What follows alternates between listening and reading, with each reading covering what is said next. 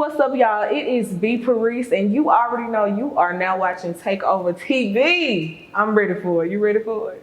Y'all not ready for it. I think y'all ready for it.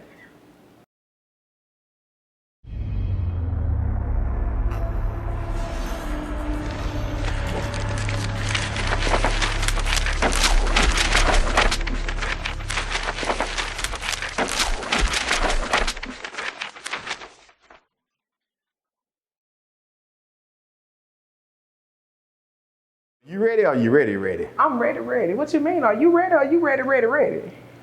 It's my show. I'm always ready. Stay ready, ain't gotta get ready. There it is. That's it. Man, let the people know who we got on here today. What's good? How you doing? My name is Parise. I am singer, songwriter, dance studio owner, dancer, actress, model, shabam, all of that good stuff. Yeah. But damn, what is it that you don't do? I cannot play the harp. I probably can play the harp. I can't play the harp. You can't play the harp? I'm looking at yeah. I can't play the harp either. You can't play the harp? No. Yeah. But I mean, hey, I think everybody can do anything they want to do if they just practice. So just practice. True enough. Go to YouTube. You could do it. Shit, I'm telling you, you can learn everything off of YouTube, You KJ. can learn everything off of YouTube. Like literally everything. Yeah, exactly. Not even kidding, including dance. Exactly. Check that out. Well, let me ask you a question. How did you even first hear about Takeover TV? Actually, you slid in my DM. That's how Wait, hold up. Hey, you better clarify this shit. I'm wearing. Slid in my DM. No, not like that. Ma'am, it's not like that, ma'am. Look, no, you slid in my DM and you asked me about a shirt. Putting on a shirt to take a picture for your campaign. I was like, oh, that's pretty dope, of course. I saw that you were located in the area. Right. And then I clicked on your stuff. I think we had maybe been following each other maybe for mutual something. Yeah, maybe something like that. For a while. But then I really noticed what was going on when you asked me, could you send me a shirt for me to put on and take a picture? I was like, okay, bet. So then I saw that and I went on your YouTube and I saw everything that you had going. I saw all the interviews. I was intrigued because I love podcasts. I love anything having to do with live video. I absolutely love it. I live for the camera. So when I saw everything you had going, I was like, this is really dope. Okay, so where's the exposure? In this area per se, you know? I was like, okay, well, I'm in. I'm team Takeover TV. So then after that, I was singing it. What is it? Bon Tones. I was singing at Bon Tones. Right. And you came in on a Saturday morning and you introduced yourself finally. We hugged and from there we connected. From there it was just like, we was good friends after that. Like, Exactly. hey, we gotta get it together soon. Right. And that's what it was. So Right. It took us a while to get together. It took us a while. It's a lot of more stuff going on. Sometimes I don't like to give people what they want right when they want it.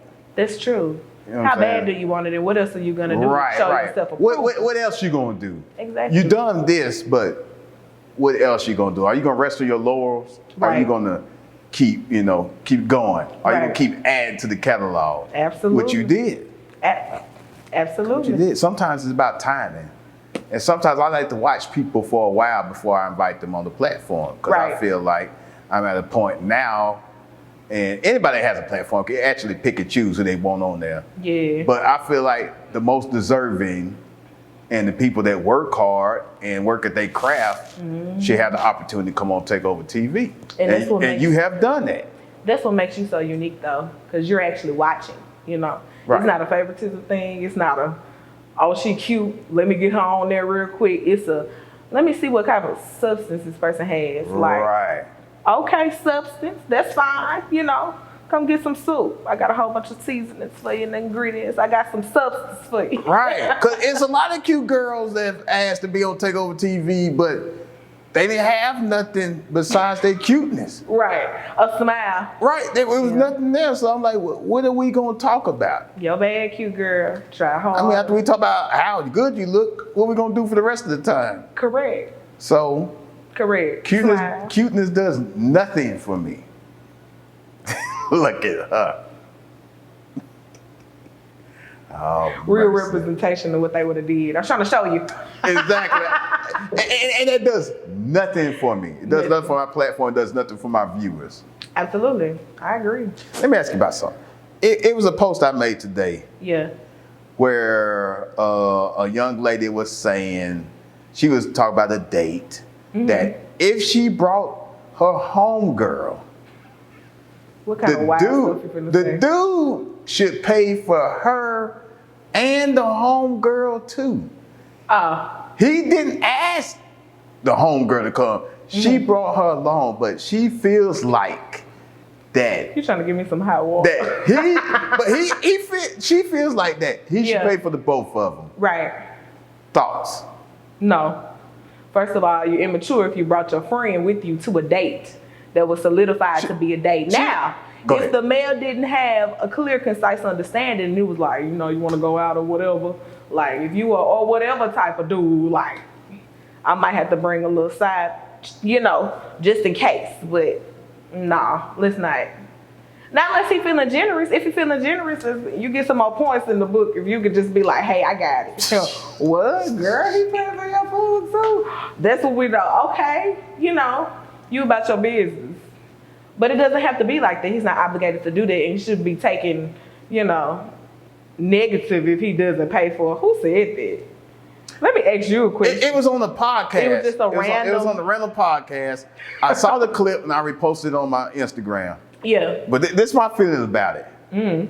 I asked you out on the date. Yeah. If you bring her, that's your date. Absolutely. So your ass pay for her. Absolutely. And I pay for you. It was an understanding, like unless I said from the beginning, like, okay, I got both of y'all. Yeah. But don't be bringing her expecting me to pay for both of y'all. Shit, that's your date.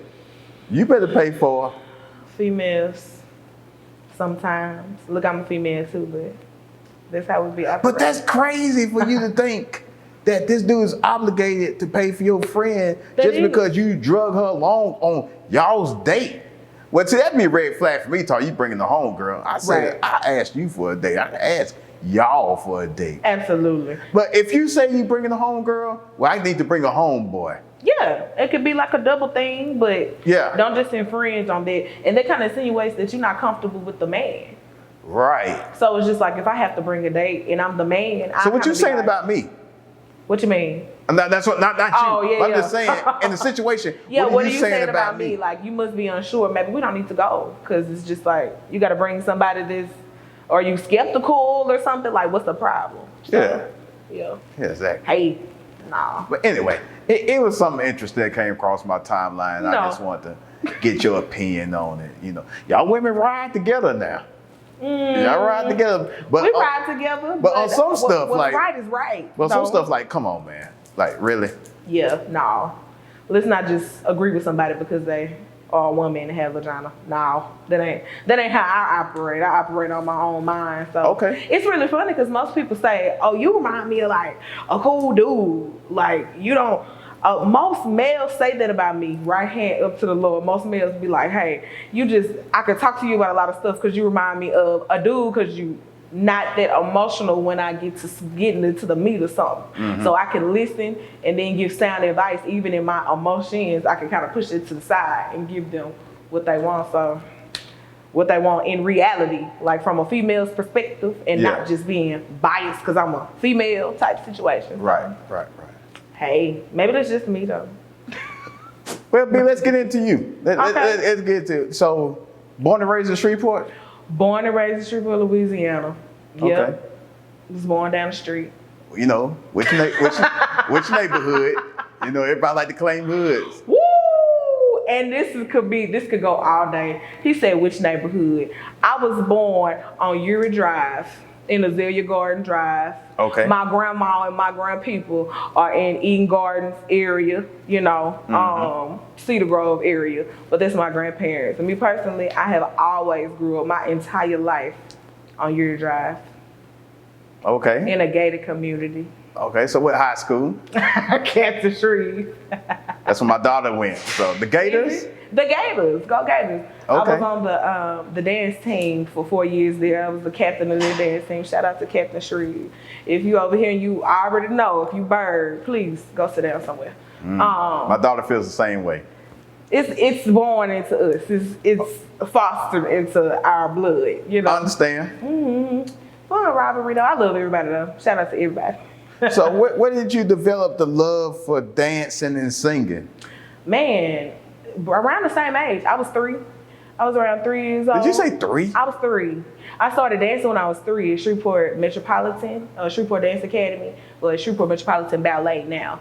So I trained there from 3 all the way to when I was 17 years old. I did ballet, hip hop, jazz, tap, point, lyrical, all of it. I was on competition teams, won scholarships for it. I was always one of the only African Americans that were in the class all the time. So I was kind of used to their demographic. And then with me singing, grew up in a church, Carroll Temple Church of God in Christ. We about to sing, and that's what we do. We like to sing.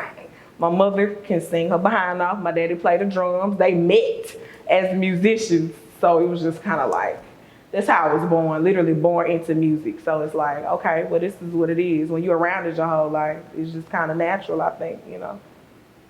Okay. All right. So when did you decide that you was going to be a dance teacher? Ooh.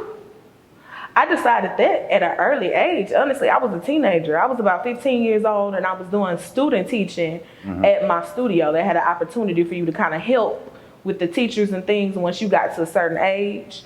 And I was one of those people who got a chance to do it. I really enjoyed it. But past being, you say dance teacher, and I said early on, but then I say on the contradictory side, I never really felt like this was going to be what it is right now. Like, I imagined being where I got my scholarships at, to be honest. Like, I got a scholarship to Broadway Dance Center when I was 22 years old in college from a guy named Sean Bankhead and a guy named Casper. They were down there at like this big old convention where all the NBA, NFL, and pre-professional, which is collegiate dance teams go.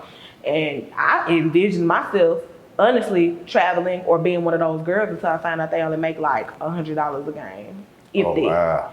So when I found out that the craft was so disrespected monetary wise, Right. I was like, whoa. So I'm not finna just up and pack my bags and risk my everything. And they was telling me, oh, you need to lose weight. You be perfect for everything. You just need to lose 35, 40 pounds. And I was like really little at the time. So with me being that little and looking at that little amount of money they had going on, I was like, no, let's go a different route.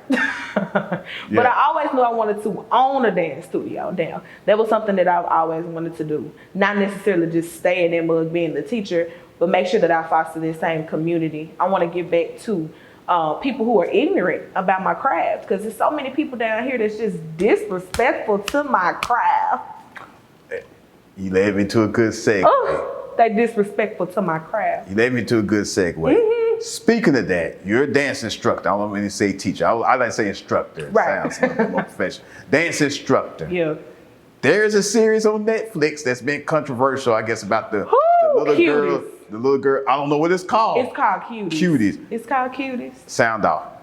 Man, look, what I will say is, I feel as though the right audience is what they were aiming towards. What I mean by that is, that's not for everybody to see. There was a message, in my personal opinion, there was a strong message behind Cuties that led to way more than just 3 scenes. Like when I watched it, or when I was finna watch it, I had this assumption based off of what I saw and other people like going ham on it, that it was finna be like some real, they touching they self, or some real or a man, not even they touching they self, because I think it was a scene or something where they did like a little dance move that was extra provocative for the purpose of showing a bigger picture in a different demographic that we're not used to in America at the end of the day. You get what I'm saying? Right. So then I watch it, and I take it all in, and I can see what can be disrespectful or what could be, you know, inappropriate and things like that. But who are we kind of marketing this to? Are we marketing this to 12-year-olds? No, this is like a mature piece. This is a mature piece that was trying to get across a message of basically this young girl trying to find herself. So what you mean to tell me is we don't need to put that type of thing on the camera, but that type of thing happens every day. Your classmate was pregnant and she was 12 and nobody knows her story. Didn't nobody follow her around with a camera? But she was still pregnant and she was 12. That happens to people. You know what I mean? Right. That happens to individuals. This young girl was trying to find her way. She was trying to find herself. And her mother was doing the exact same thing in a different facet, in a different area. So she was basically trying to find attention, trying to find who she was as an individual, because she was basically, I think she was African, and they had certain traditions. It was just like clockwork. Mama ended up getting another, she has a husband, but the mama's husband, which is her dad, ends up finna bring another wife home because that's allowed. So he kind of called and let him know, I'm finna bring another wife home. And from there, she began to act outlandish based off of what she overheard her mother talking about. So this whole story is within that Cuties. Mm-hmm. That's the story. Wow, I never, because the way they marketed it, or the way the media perceived it, it was like it's just a bunch of little girls twerking and doing a bunch of inappropriate stuff. They were twerking, they were doing inappropriate things. And the thing is, what I think for other dance teachers, what they feel like is really disrespectful is the fact they use dance. So what that can do is in other simple-minded people, and they exist even without Cuties. In other people's minds, they say, let's not put our child in dance because that represents derogatory things or sexual things. But it doesn't have to be that way. It doesn't have to be that way. We don't have to be looked at in that facet when it comes to the craft at the end of the day. Right, because you know what I mean? my daughter was in dance. Mm-hmm. And was she? Yeah, she was at Christian Dance Center, Okay. which I really highly respect them. They did a really good job. And I never had an issue with anything they did. So right. I don't look at it as nothing disrespectful or nothing like that. I think it was just one of those things where people saw a clip, like, oh my God, they got these girls twerking, and they just, you know how media run. Y'all, we live in Louisiana too now. Ran with it. We live in Louisiana too. You know what that means? We yeah. like the most conservative you could ever be. I mean, Somebody probably got a problem with what I got on right now. You know, the Bible Belt. The Bible Belt. That's what we trapped in. That's what our whole perception is trapped in. And even once the loudest and proudest person try to get it out, they still got the underline of the Bible Belt. So let's get into your singing career. So how'd you get into singing? Not only do you dance, you sing too. So how'd you get into that? So I started singing, like I said, when I was in church. I've been singing my whole life, and I mean, I was 3 years old in the choir stand, just humming on key, didn't even know what I was singing about. I just looked at a video the other day. But when I turned about 13, 14, Mr. TCE, I don't know if you know him or not, we went to middle school together. He's a videographer down here as well. He does production too, and he raps.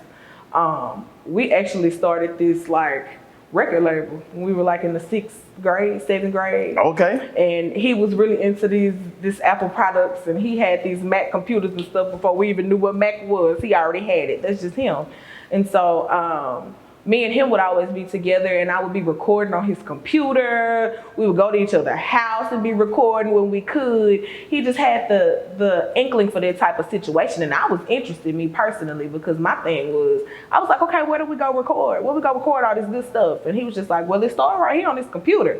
Bet, let's do it, you know? So we taking this serious. I'm talking about we paying $300 for beats at 12, 13 years old. After that, eventually, around the age of 16, I actually went into my first recording studio, which was co-op with my cousin.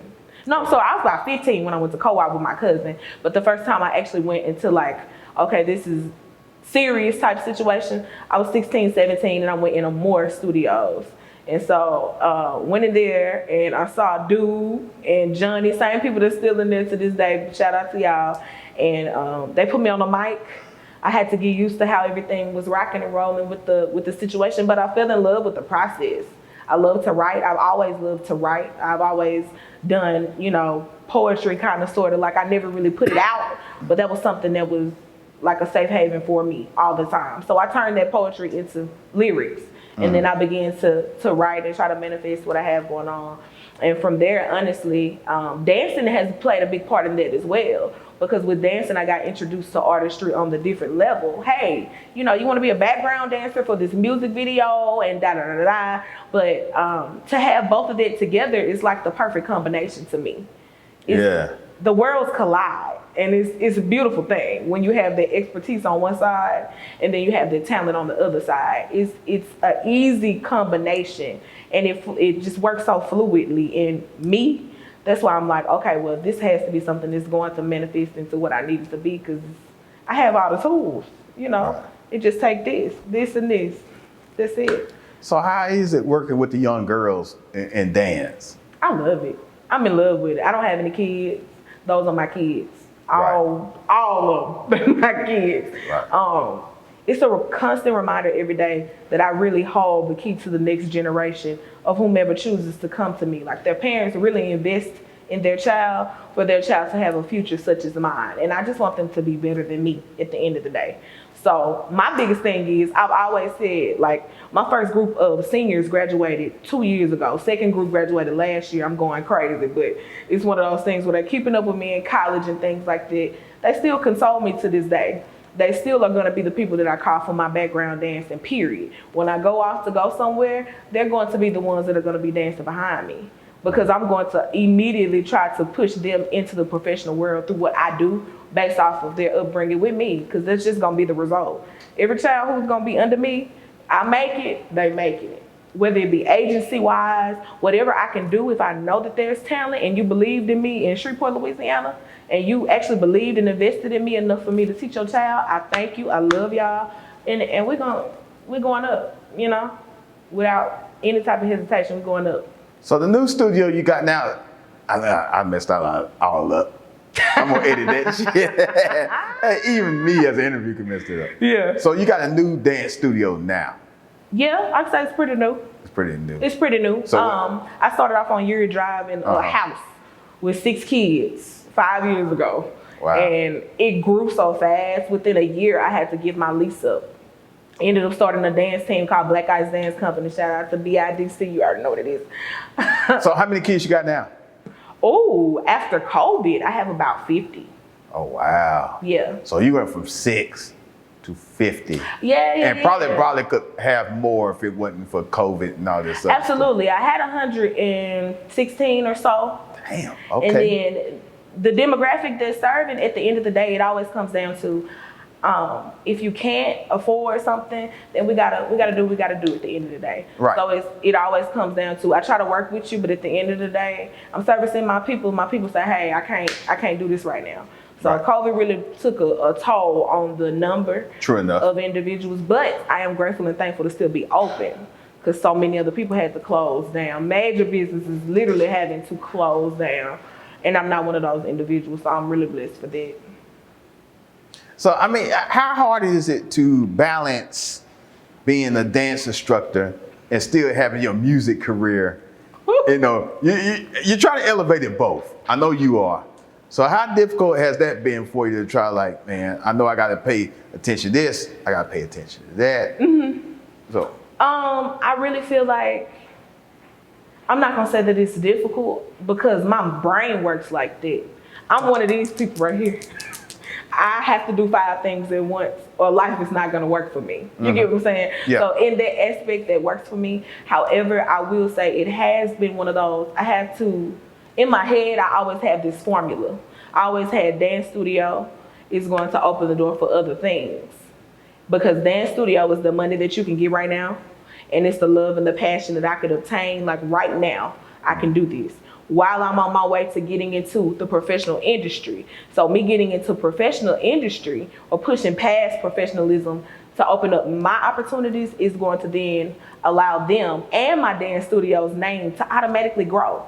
Because if all of a sudden I'm Pureese, the superstar, then my dance studio is going to end up being flooded. That's how people work. We were just talking about that. Yeah. That's how people work.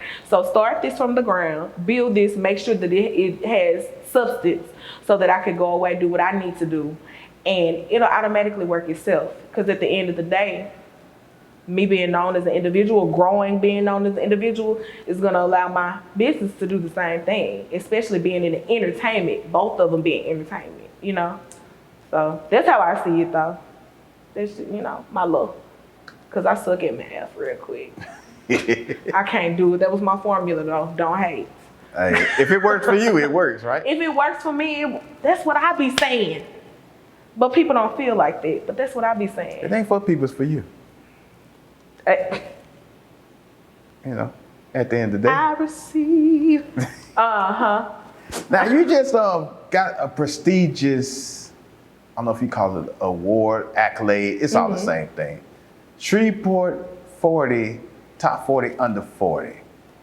Yes, I did. Now, the Shreveport Bossier area got what about, I'm gonna estimate about 250,000 people. Yeah. And out of those people, and I don't know how many percentages under 40, but you was one of the top 40 under 40, which is a big achievement, and I salute you for that. Thank you. And congratulate you for that. Well earned. I mean, that's something that a lot of people can't say. So how did you feel when you first heard that news that, hey, I'm one of the top 40 under 40? I was even to be nominated, they sent you a congratulations for nomination first before they announced who was what. Right. And I got an email that was like, what? I don't know who really just pushed my name, but it takes multiple people bringing your name up. It takes a vote from the chamber. It takes a lot of things. And exactly. I did not know. I really didn't know, or I had no clue. When I got the email, I was like, I know you lying, you know? So then I filled out all the paperwork and I was just like, I'm just gonna tell my truth and see, you know, what's what. To be honest, I wasn't expecting to even get the 40 under 40 back. Like, I was very grateful for the nomination, but I wasn't expecting it. I wasn't expecting negative, but I wasn't expecting anything. So right. I said, okay, let's just see what goes on. When I got that email, I was like, I know you're lying. You know, it's a blessing and an honor to actually be, and then I'm the only dance studio, I'm the only thing really affiliated with arts in this particular class. And then you got Orlando's Damien in the class. You got the mayor of Shreveport in the class. I said, there is no better class that I could have been a part of. You know what I mean? Exactly. There are some heavy hitters, some very heavy hitters. I really, really am honored, and I'm really blessed to say that I'm getting the recognition that I feel like I honestly have worked so hard for, because it has been a struggle. It has been a whole struggle. If I could sit here, we'll be here for 4 hours if I told you about half the stuff that happened with me in my dance studio. People trying to manipulate my name in my dance studio. Of course. I got 4 studios made based off of things that people kind of took note under me and went and trying to do other things. You know what I mean? Mm-hmm. Literally. But God sees all. I can say that. I can say God definitely got my back. And you reap what you sow at the end of the day. And I've sown nothing but genuineness and a humble heart. So I'm just receiving what I've sown into the atmosphere, honestly. You know? That's what's up. I'm receiving what it is now. How people like it or not, we don't know. You just said yourself. You was looking at my page, you know. I'm gonna be messy real quick. You was looking at my page. You see how stuff goes on, and I'll get something really reputable, and it'll be like, oh, she got 70 likes. Now, keeping in mind, I got 5,000 Facebook friends at the capacity, you know. And then you see me posting a 2-piece, and I have 600 likes, and it's like, what? You know what I mean? What? But nevertheless, I am very grateful. I'm very grateful. I'm very humble for the opportunities. I really thank Shreveport for keeping me in mind and just making sure that they pick the people that were worthy of the accolade. It's very surreal. Cause I tell you about Facebook likes. I posted an interview that I did. Yeah. On my Facebook page, and it got maybe 23 likes. Mm-hmm. That interview ended up getting 12,000 views. Wow. So sometimes, a lot of times, the likes don't tell the whole story. Oh, no. The views pay me, the likes don't. So really, I don't really give a shit about likes at the end of the day. You got to look at the final, the end result. Yeah. I want views for my interview. So if 3 people like the post, and I get 20,000 views on the interview, which one you think I care about? Exactly, I'm okay. And see, I don't care about likes, me personally. I don't care about it because I know that I'm pushing forward, and none of that really validates you as an individual. It doesn't. But at the same time, I understand that you want to feel. I can't think of the word right now, but when I do something good, I want people to like recognize. You want the recognition for it, and you know it's human. Human nature to be kind of bothered by. But at the end of the day, once you've been doing this long enough, you just know like. People are just not gonna like it. People not gonna like it. People gonna look at it. People gonna know all my business. I'm telling you, I be walking down the street. I have people always come up to me all the time, and they'll be like, "Hey, I see you. I'm watching you. I know what you're doing, and I'm so proud of you. I'm so proud of you." And I'm just like, I have never seen you on my page a day in my life. Not a like, not a comment, not a share, not a repost, not a retweet, not an IG like. They send you the DM like, "Oh, I'm so proud of you." I'm like, you couldn't hit the share button. Them people don't even hit me up in my DM. They don't hit me in my DM, but they'll send me in person, and I'll be like, "Oh, okay, you just told on yourself." But it's cool. Please, it's cool. It's cool. It is. Use that as fuel to keep you going. Absolutely. And push you further. Some people use that as a deterrent, and they totally fall apart. I use it as fuel. Absolutely. Because I got something for y'all, I got something for you, and you're not going to be prepared. You're not going to be ready for it. I'm going to punish you with success. You know what I'm saying? Look like that's what I'm doing now. I don't know why, because I don't bother no. You don't bother nobody, and you ain't trying to compete with nobody but yourself. Oh, no. Hey, it is what it is. Speaking of notoriety, tell me about the magazine cover. I like to scroll on Facebook. I don't like to scroll a lot. But I ran across, I can't call the magazine right now. But Stardom 101 magazine. I don't care what magazine it is. When you're on the front cover, that means something. Yeah, it does. So tell us about that. I really love the opportunity I got. Stardom magazine, it is over 200,000 reach. Global, international magazine, digital. That ain't nothing to sneeze at. It's nothing to sneeze at. Digital, not even based in Louisiana. And so whenever I got the opportunity to be on the cover, it was basically based off of interest with me and a guy named Dick James. And basically he's World Star Hip Hop's #1 curator. He found me on the internet and he sent me a video back from curating one of my videos. Because I actually put my video, random story, put my video in a, Funk Flicks competition for rap. I don't know why I did it. It was really random. It was like $30 to enter. Okay. But it was just like, "Hey, are you interested in, do you want a rap battle, da da da?" And I was like, you know what? I know this doesn't say sing it all, but I'm gonna put this in here because I feel like it's some reputable people who are actually watching. And what it does is gives them an opportunity to rate your track. The higher your track gets, the more you have opportunity. But sometimes you don't even have to win. Sometimes they just have to like you, and you still get the thing. That's what I'm going to tell you. Oops, the sorry. World Star Hip Hop man video curated gave me a rating, and he was just like, he showed me all of these great people on his wall, Michael Jacksons and Princes, and he was just like, "You are that." And then he basically privately gave me an invitation to send him a DM to see about other things. Never was disrespectful, never came at me the wrong way. He liked what he saw and he grabbed hold to it, literally. And it has literally been slowly climbing up from there. And this is a stranger. Who just saw my Merry Go music video. If you ain't downloaded that, download that. It's on all platforms. Merry Go by Pureese, my single.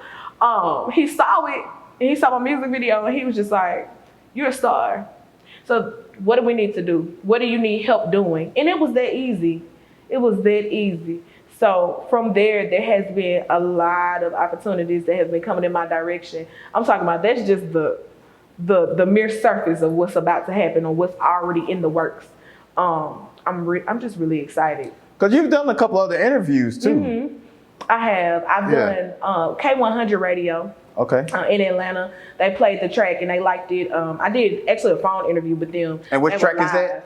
Merry Go. Okay. Merry Go by Parise. So we played that track and they were just like, "Oh, that's so hot. We're gonna put that in a rotation." I was like, "What?" Okay. And then he gave a disclaimer and did his little "We usually don't do this, so don't come over here you know, thinking that your track finna do this. And then he proceeded to say that. So that made me feel really good. Especially getting recognition out of Louisiana. Had one in San Diego, California, Poe Politicking. Shout out to him. It's called Poe Politicking. And so he reached out to me as an upcoming artist as well. Just listening to my track. Because my track had a couple of Spotify playlists. I've been really trying to push and focus on the single because I have a lot of other music coming, and I just want to make sure that I marinate everything real good so I can start just rolling out these track by track and these EPs. Look out for the EP coming in the next couple of months. I'm really, really excited about that as well. But it's been great. And the thing about it is, this song is like going on 2 years old, and I'm like, dang. We just not finna grab it and work with it. Like, I see what people be talking about when they be on some. I look at the YouTube video for some of these things. I saw one last night, it was like 2016 Interscope. That song just hit the radio last month. You know what I mean? Right. The persistency and consistency of pushing. If you're consistent in what you do, inevitably something is going to work out for you for your consistency. That's just on period. That's anything you're doing. So that's what I've given my consistency to. Now, I was playing for a little minute. I'm not playing no more. But y'all can tell I ain't playing no more. So what's in the future? What's the future goals? The future goals? Yeah. Oh, I have so many, Lord Jesus. Well, just give us about top 3. Top 3. Okay, number 1, I want to own my own building, built from the ground up, like a center, like performing arts. Dance affiliated, but me and a lot of people that I know that are very talented want to come together, and we want to have a recreational center directly correlated to people like us. Music, dance, theater, anything having to do with that. But I want to own the building. Like, I'm tired of leasing from individuals and things like that.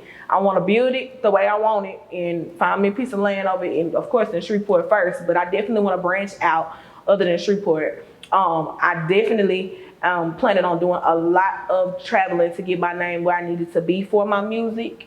I want to do shows on top of shows. I'm about putting on a show.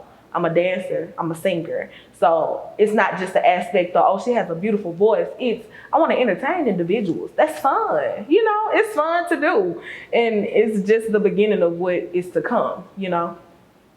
And let's see, what else? Ooh. I think number 3 would be to maintain peace in my life.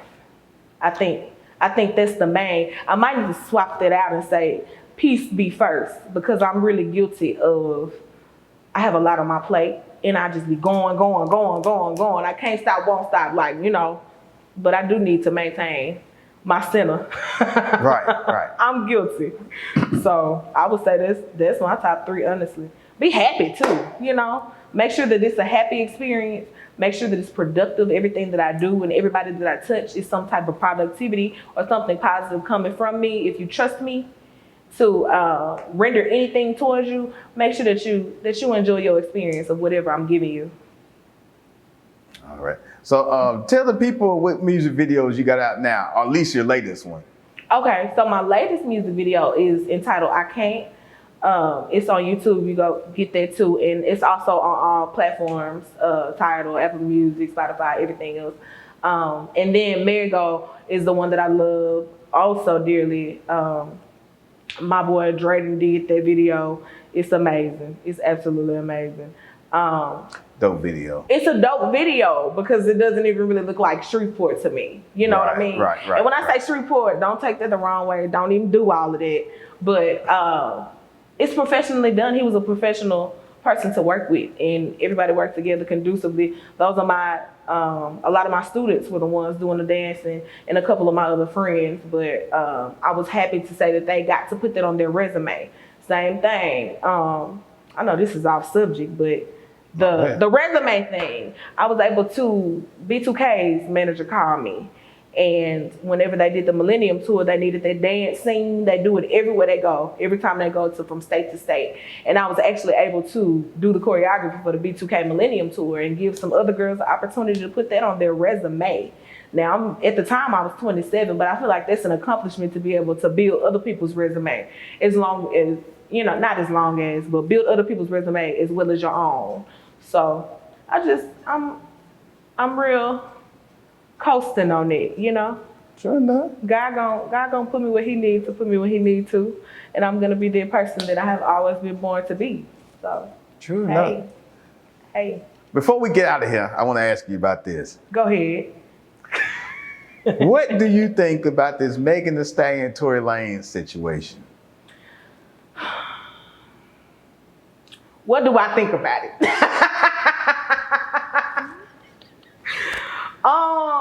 Me being honest with you, I really feel like everybody's telling the truth and everybody's hiding something. You know what I'm trying to say? I feel like both parties are telling partial of what's going on. You know what I mean? Right. Now, I feel like nobody's lying, but I feel like people on both ends of the spectrum. I didn't really hear Tory Lanez's response. His response was the album. So you have to listen to the album to see what he said. Right? See what I'm saying? That's monetized. You get what I'm saying? Yeah, it's strategical. That's strategic. So when I think about that, it makes me be like, okay, you trying to monetize this situation like everybody else is doing. She just got on live and went ham. You know, I was watching, and she just went online and on live and went ham. They could be working together. All publicity is good publicity. Tory is smart, but it's probably not ethical, as they say. Definitely not. But the hardest thing for me to figure out, and I'm not saying the woman is lying, 'cause I know people gonna try to come down on me. Yeah. It's hard. I done broke my foot before, right? There's more bones in the foot than any part of the body. Okay. I'm trying to figure out how you get shot in the foot and not break any bones whatsoever. That's a smart allegation. But once again, I know people will try. I'm not saying she's lying. No, definitely not. But I'm just trying to figure out from a human anatomy standpoint how you get shot in the foot and not break any bone unless it just. I don't know. Because the bone, you could Google it. It has so many bones, more bones than any part of the human anatomy, right? Right. And I'm not the only one to bring this up. Yeah. And I thought, like, damn. Well, that is true. And people like, why Tory Lanez won't tell his side. But once you're accused of a crime, the first thing your lawyer tells you is to shut up and not say nothing. A dime. So he's not going to say nothing. And in his album, he didn't specifically really say details and you know what I'm saying. But you know what he's talking about, so he cleverly did it. Yeah. I'm not saying he shot her. I'm not saying he didn't shot her. Absolutely. For me to give an honest opinion on it, I need to hear the whole story. Something we'll never get. Something we'll never get. In the society we live in today, we'll never get it. Once again, I might get shot up for it, but it's whatever. If the woman said you did it, you did it. In today's society, the woman said you did. You probably 50 miles away. I ain't gonna say all that. Wait. I ain't gonna say all that. In a lot of cases, if the woman said you did it by public opinion, let me put that in there. By public opinion, you did it. Yeah. You're guilty until proven innocent. I guess. I mean, I ain't gonna get on the feminism tip today. Right.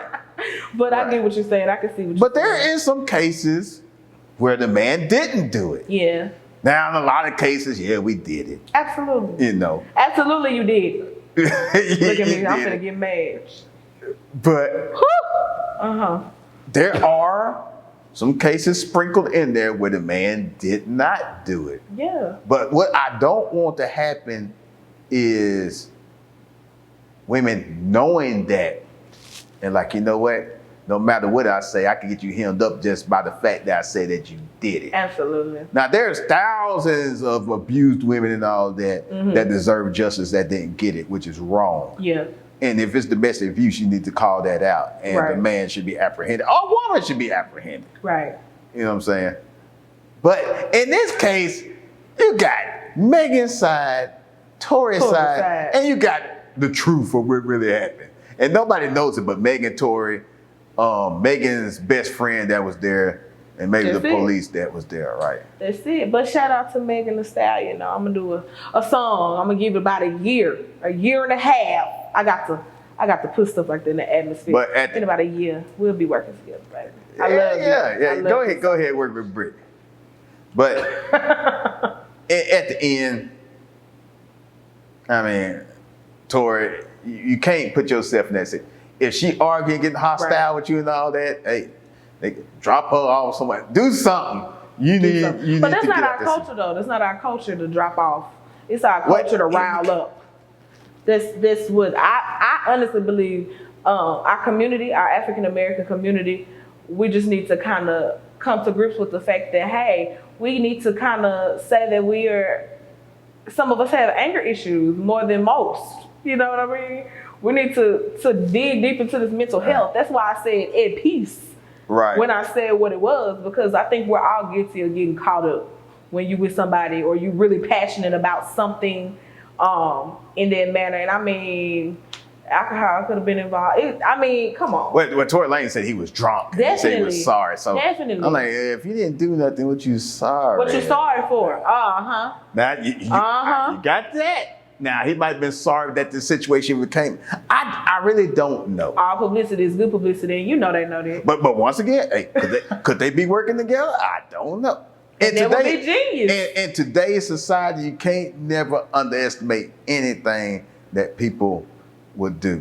Absolutely. But if you want to understand this a level deeper, all you have to do is read the Willie Lynch letter. And he detailed everything that we got going on right now. Everything. Man against woman. Everything. Light skin and this dark skin. Everything. He detailed it in the letter. He said, if you implement this on the slaves, this at least go 300 years. And I'd be goddamn if he wasn't on point. So what do we do to break that? People have to be humble and be honest with themselves. Yeah. And it's a lot of narratives that's going to have to be changed. Absolutely. Media has a lot to do with that, what's being put out. Social being media driven. is like almost the root of all. It is damn near the root of all evil. I know it wasn't created for that, I was gonna say that. but we turned it into that, and we get mad at the kids the way that they use it. But we were the first adult generation to have social media, and we gave them no example to go by because we just as bad as them when it comes to social media. So they look at 30, 40-year-olds posting like 15-year-olds. What do they have to look for an example? Exactly. We was the first adult generation to have it. We supposed to have set the standard and we failed miserably. So guess what? Miserably we failed at that. So now I can look at a 45-year-old post and a 20-year-old post and I can damn near see no difference. Absolutely, because we like to take our emotions and post them on social media when that's not what it's for. You need to take your emotions up out of some of these situations. You should be 45 years old and be a man to about these niggas, these hoes, and by the time you're 40, you should have been graduated from that shit by now. I mean, but some people just don't know. And some people feel like when you take that type of talk out of the community, you taking the community type stuff. You know what I mean? So, I mean, it's something that I feel like us as the African-American community has to work on. Coming to terms with who we really are at the end of the day. We are really oppressed. We really are behind 300 plus years. Really. What can we do to really change that? And if our brothers and sisters don't come together, how are we going to really do that when we killing each other every night? Brothers and sisters, literally, in the same hood or in different hoods that's in the same predicament and demographic. You know what I mean? We're killing each other every day. And now I'm not just talking about Shreveport. This is happening all over the world. It's all over the world. It's all over the world. We're just getting Shreveport news because we're in Shreveport. But in reality, with all this stuff, how can somebody really hear us? Justice for Breonna Taylor. We playing ourselves. How can we be heard if we always are contradicting what we got going on a daily basis for leisure? How can we do that? How you do that? Once again. How do you do that? And feel like it's okay boldly. Somebody told us it was all right to go shoot somebody and then be on, you know. That Willie Lynch letter spelled it all out. It's And I went and read it today. Really? Me and my dad was talking about something, right? He said, man, go read that Willie Lynch letter. And it outlined the whole plan that was put in effect 300-something years ago, that he said, if you implement this perfectly, that's a sad day. It'll carry forever. And guess what? Yeah. Unfortunately, the damn man was right. Yeah. So it's got to be within our community and within us to change all that. It starts with you at the end of the day. But not to put this interview on a damper note, but sometimes some things just need to be addressed. You know what I'm saying? I mean, that's real. It starts with you at the end of the day. It starts with people like you and me. It starts with people who actually care, can identify, because the first step of everything is admitting. But you care, because you teaching these young queens. Absolutely. I won't stop. You know, you're teaching them a skill that you never know. One of them young queens is probably gonna be the next Beyonce. Come on with it. Exactly. I'm gonna call it out. One of them young queens gonna be higher than Beyonce. Exactly. They gonna be their teacher gonna be higher than Beyonce, to put them even higher than the teacher. There you go. There it is. There it is. That's how you do it. Right I do this for them. I do this for myself, but I do this for them. Of course you do it for yourself, but you do it for them too. Definitely. I have a drive behind me like no other parent. I mean, it's just so motivating. They look up to you and it's like, what else can I do to make sure that they're okay? That's how personal I take this. You know what I mean? Right. And that's why I feel like I'm as successful as I am, because it's some ride or dies in my studio. They ain't never left, and it's just a blessing. I mean, we'd have been through the storm together. They ain't never left. So they're going to get blessed indefinitely through that. So tell everybody where to find you on social media. You can find me on Instagram, B_Pureese. It's B_Pureese. You can find me on Facebook at Pureese. It's a capital B period Pureese. You can go to www.bpureese.com and keep up with me. I have my B Dance Studio stuff there as well. Follow B Dance Studio on Facebook, B Dance Studio by B Pureese, and follow Black Ice Dance Company. So B Dance Studio is the big house. Black Ice Dance Company is what the home lays in. So you got it. We got it together. Make sure you follow me. I really thank you for doing this. Like, this is a blessing. I feel privileged. I just want y'all to know. I feel privileged right now on this camera. Can't nobody tell me not a dime right now. I don't care what you're looking like. You can't tell me a thing, because I'd have been Takeover TV officiated, honey. It's over. Just like that. This means more to me than the California, you know? Wow. You're here and you're making an impact this big on our community. Let's get personal real quick. Come on, Jill. Come on. You need to think about you. You know what I mean? You have a interview with Megan and stuff. We just was talking about what mainstream celebrity news. Right. You've already been there and done that. Right. With that individual on a personal level. I think you get what I'm saying. I think I don't get all the accolades because I'm not Shreveport home and grown. You know, sometimes that's the problem. Sometimes people like, you're the best thing. You're one of the best things that has happened. He's not one of ours, so we can't give him that. And I could be wrong, but that's the way I see it. Not that I care. Yeah, I get you. You know. But what happened when you are one of ours and you still don't get that? I feel like I am one of Shreveport's, but you are. But you know, at the end of the day, who cares about all this? At the end of the day, who cares about all this? Who cares? People that need to know, they know. Yeah, absolutely. You know, and as long as I keep doing this for the right reasons, it's gonna be what it's gonna be. God is gonna bless you regardless. Exactly. He'll give some make room. Now, if I'm doing this for clout, it's gonna fall down anyway. Immediately. And it's not about clout. Immediately. You know? People love to be appreciated, and I do. When I post certain stuff, people do appreciate me, so that's good enough for me. Right. I never did this to be popular. Right. I never did this to. Your reach is so much further than this area. And it is. That's the thing. So, do you feel like somebody's offended because they don't feel like you are from this area? Let me stop. We could go on and on about this, but the one thing I want to tell you is that. I've been watching your career for a while. I've been watching what you've been doing for a minute. And you've been excelling and you've been getting better and better. You've been going up. Thank you. You've been like I said, you've been nominated top 40 under 40 in Shreveport, which is a huge accomplishment.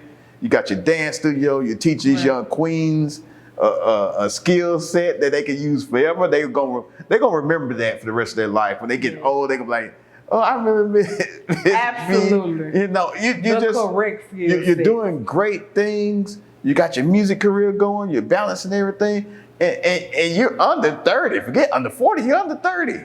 I am. And you've accomplished a lot. Right. So one day we're gonna look at this interview when you get big, rich, and famous. We be in your mansion and we looking at the 160-inch screen and talking about it. I'm like, damn, boy, I remember that. Yeah. But the best thing I want to do, and the most thing I want to do is to wish you the best of luck. Keep doing what you're doing. Right. Don't let likes, shares, and stuff deter you. Guess what? Right. Nobody gets paid off of liking shares, but they do get paid off their work. This deep, please. And once again, Don't let me do it. You are now officially a Takeover TV superstar, and there it is. And there you go.